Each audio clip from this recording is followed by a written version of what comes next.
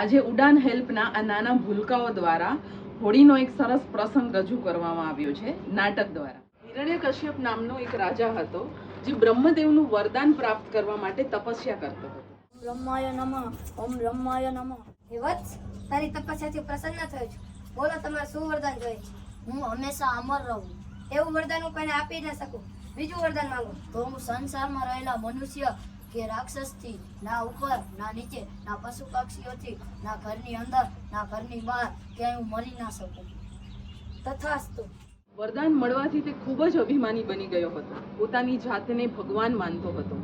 બધાને પોતાની પૂજા કરવા માટે અને ભગવાન માનવા માટે કહેતો હતો. આ વરદાન મળવાથી તેણે બધી બાજુ તબાહી ફેલાવી દીધી હતી.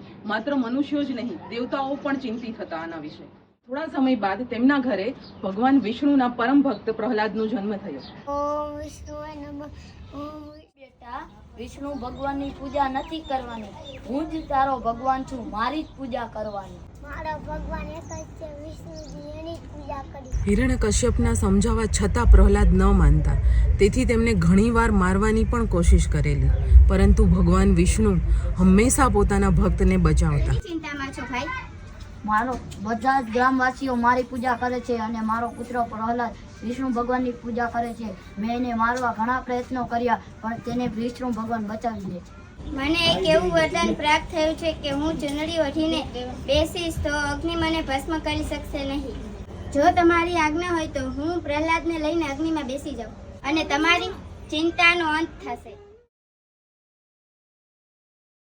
તો આ રીતે હોળિકાને મળેલા વરદાનના દુરુપયોગથી તે ભસ્મ થઈ ગઈ અને પ્રહલાદની સાચી ભક્તિની જીત થઈ.